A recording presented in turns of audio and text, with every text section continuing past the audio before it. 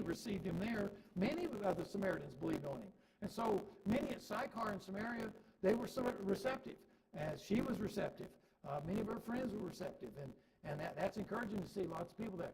Many in Galilee were receptive. You look at verse, he goes into Galilee, and verse 45 says, then when he was come to Galilee, the Galileans received him. And so many in Galilee received him. So the northern part, the northerners, the central people, they received him. The northerners, many of them received him. However, his hometown, Nazareth, that was in the north part, they were not very receptive in his hometown. Look what verse 44 says. For Jesus himself testified, a prophet hath no honor in his own country. And when you mesh together Matthew, Mark, Luke, and John into one narrative, Jesus was rejected when he went and taught in his own hometown. And they'd watched him growing up, and they didn't see him work any miracles as a teenager. They didn't see him work any miracles in his 20s. Now he's in his 30s. Why should he be working miracles now? And so they rejected him by and large at Nazareth, and he was not able to do the many mighty works there that he could do elsewhere. Matthew 13, Mark 6, Luke 4, they all tell us about that, and you can see that. Well, he also knows the receptive minority, and sometimes the believers are in a majority. Sometimes the believers are in a minority, and that's a really sad thing. Some in Jerusalem were not receptive. Jesus had come from there. Verse 45 says, the Galileans received him, having seen all the things he did at Jerusalem at the feast. Well, guess what? The Jerusalem people, many of them saw him do those things, but many of them didn't believe. They were skeptical. And so, different areas, different peoples, different towns, their receptive level is unique as the people are unique. And so some folks will believe and receive Jesus, some won't. By the way, some will believe Jesus right away. Others, it takes them a little time. And, some folks get saved the first time they hear the gospel. Other folks, they need to hear it several times, and they want to look before they leap, so to speak, and examine things and do some study and research about it. Well, in Jerusalem, they weren't receptive.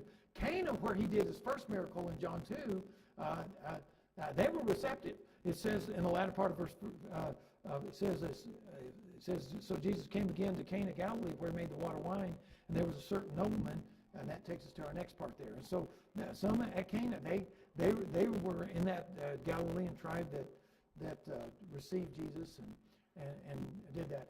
Capernaum is where Jesus moved from Nazareth to Capernaum. It's where his ministry headquarters was. And this nobleman, his son's sick at Capernaum. Well, Capernaum is now Jesus' new hometown. He moved from Nazareth to Capernaum, and the rest of the Gospels, Jesus makes preaching trips and ministry trips from Capernaum and back around, back to Capernaum. Capernaum, back. So he does several of those to different parts, both sides of the Jordan River, and you see those loops up until his final trip to Jerusalem, until that's when his trip, when he's crucified. So Capernaum is where he lives. It's his ministry headquarters, and he moved to Capernaum. And that's where this nobleman's sick son is. Now, the nobleman means he's a royal officer. That's what the word noble means. Well, that means he's tied. So even though the Romans were in charge,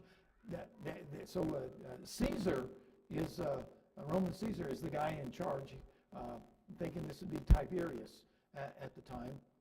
And then Tiberius appointed little puppet kings underneath him. And some of the sons of Herod the Great were appointed puppet kings. And one of them was Herod Antipas, and he had Galilee. And so perhaps this nobleman was an official that worked for Herod Antipas. We're not certain about that. But anyway, he was tied to royalty somewhat, one way or another. Some think he might have been Jewish, maybe he was Gentile. We just don't know. We just guess about all of that. But this man, his son is sick, and he makes a between 15 to 20-mile trek, depending on what part of Capernaum he lived and what part of Cana Jesus was at, to come and meet up with Jesus. So Jesus knows. Jesus knows. And right here in this room, Jesus can look at my heart, your heart. He knows who actually has let Jesus in their heart and who hasn't. Jesus knows who's receptive. He has Dad will do that. Now, I don't have the power to do that. You don't have the power to do that. He does. He does. I can't read your heart or your thoughts or your mind, but Jesus can. Now, Dawn and I, we've been married since 1984, and I can sort of tell when she's happy, and I can sort of tell when she's not happy. Unfortunately, I can tell when she's not happy. And so I have learned, there are just certain things you don't do that makes her unhappy, and, as a husband, I want to cheer her up and keep her happy. And so I know a lot about her, but when it comes right down to it, I don't know what she's thinking. Just like any other guys that are married, you have no clue what she's really thinking. So we just guess, don't we? Well, Jesus knows what we're thinking. He knows our hearts, and he knows whether we're receptive or not. So he's got that power. He's got that power. The second thing he's got the power to help the hurting. This father comes to him in a crisis. His son is dying. He's sick, and apparently this royal man could not